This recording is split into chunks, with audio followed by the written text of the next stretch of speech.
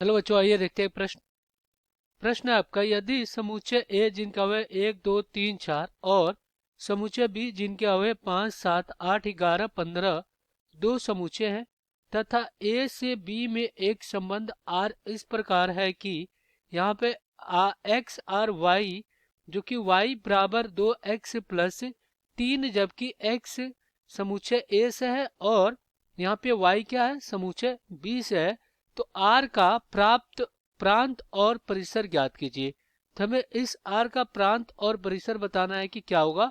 तो सबसे पहले तो यहाँ पे मुख्य अवधारणा लिखेंगे, मुख्य अवधारणा। तो ये क्या होगा इस प्रश्न के लिए। तो देखिए हमें क्या करना है, दो समुच्चय के बीच संबंध बनाना है। तो देखिए मान लीजिए समुच्चय P है और Q है, इनके बीच हमें क्या करना है, संबंध बनाना है, कोई संबंध बनाना है। तो जो R होगा क्या होगा, P से Q में, जो कि इनके अवयव होंगे वो क्रमित गुणज युग में होंगे। अब यहाँ पे हम क्या करेंगे, इनके बीच अगर संबंध बनाते हैं तो ये क्या होता है, समुच्चय x, y, जो कि यहाँ पे x समुच्चय a से, x बिलोंग्स टू a, और y समुच्चय b से, यानी y बिलोंग्स टू b होना चाहिए। और ये क्या होता है, x आपका प्रथम घटक है, प्रथम घटक जो समुच्चय A से लिया जाता है। और y आपका क्या होता है, ये द्वितीय घटक है जो कि समुच्चय B से लिया जाता है। किससे लिया जाता है, B से। तो चलिए यहाँ पे हल करते हैं और पहले तो हम एक संबंध बनाते हैं दोनों समुच्चय से। तो यहाँ पे समुच्चय A जिनके अवयव है 1 2 3 और ये 4 है, और समुच्चय B जिनके अवयव है क्या, 5 7 8 11 और 15 है। तो देखिए यहां से क्या आपका, यहां से जो y है वो क्या है, 2x + 3 है। अब यहां से अगर हम क्या करते हैं, इनके बीच एक संबंध बनाते हैं। तो अगर हम क्या करते हैं, x का मान 1 रखते हैं समुच्चय 1 से, तो यहाँ से क्या हो जाएगा, y बराबर 2 × 1 और प्लस में 3 बराबर में 5 हो जाएगा।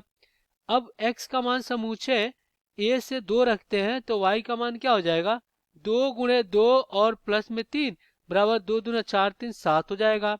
और x बराबर 3 रखते हैं समुच्चय किससे, a से, तो y का मान कितना हो जाएगा, 2 × 3 और प्लस में 3 और बराबर में, देखिए 3 दूना 6 3 कितना हो जाएगा, 9 हो जाएगा।